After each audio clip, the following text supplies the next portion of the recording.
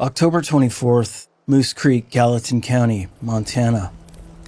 You're a 35-year-old contractor setting up your wall tent in the shadow of the Gallatin Range, 35 miles from the nearest town. The October air is crisp and clean, carries the scent of pine and the promise of a peaceful weekend in the wilderness. Your girlfriend will arrive tomorrow. You've done this countless times before. You know these mountains, you respect their dangers, and understand how to camp safely in bear country. Your tent is secure, your food properly stored, and you're looking forward to a quiet evening under the stars.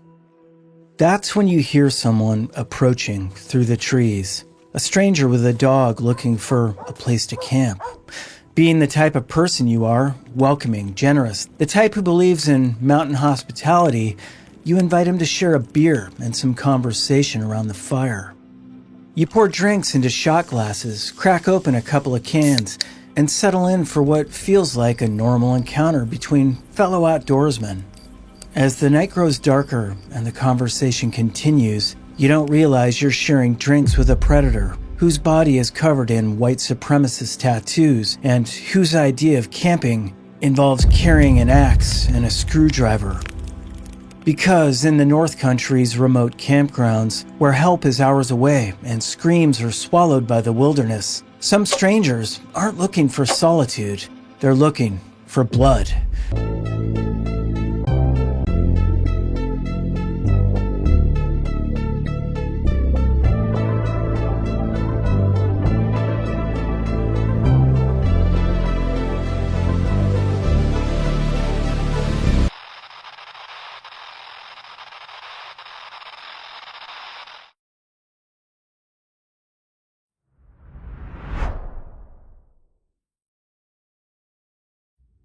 Deschutes County, Oregon, June 22nd, 1977.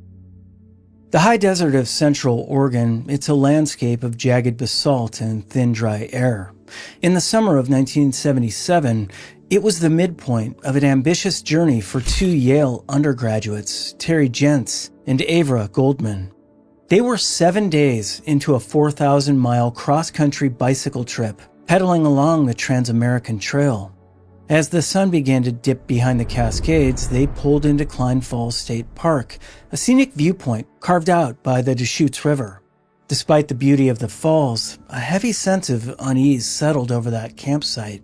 Terry later described it as a primal, animal instinct, the feeling of being watched from the shadows. But they ignored that intuition, pitched their small pup tent near the river's edge, and crawled into their sleeping bags. It was a decision that would haunt the rest of their lives. Around 11:30 p.m., the silence of the park was shattered by the roar of an engine. Without warning, a pickup truck veered off the dirt road and deliberately drove directly over the women's tent. The heavy tires pinned Terry to the earth, crushing her chest and puncturing a lung. For a heartbeat, she hoped it was some sort of accident. Perhaps a drunk teenager who hadn't seen them, but then the engine cut out, the door creaked open, and a man stepped out into the dark. Terry watched from the ground, pinned and broken, as a figure she described as a quote-unquote meticulously dressed cowboy approached. He didn't offer help, he didn't scream in horror. Instead, he pulled an axe from the bed of the truck. Avra Goldman, already suffering from the impact, managed one final plea.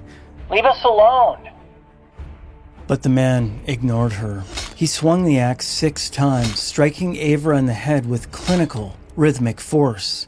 When he turned the blade toward Terry, she did the only thing she could.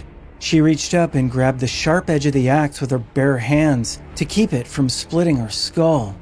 For reasons known only to the attacker, he suddenly stopped, climbed back into his truck, and drove away into the night. The survival of the two women was nothing short of a miracle. Terry, with 2 broken arms, a fractured leg, and a crushed lung, managed to crawl to the road and flag down a car of passing teenagers. Avra somehow survived the night, but emerged from a 9-hour brain surgery with permanent blindness in one eye and no memory of the man who tried to end her life. The investigation by the Deschutes County Sheriff's Office was a study in 1970s investigative failure. They found tire tracks. 3 of the 4 tires were basically bald, but the axe was never found. Over time, the physical evidence, including crime scene photos and polygraph tapes, were purged or lost. But in the small town of Redmond, people had a name: Richard Dick Dam.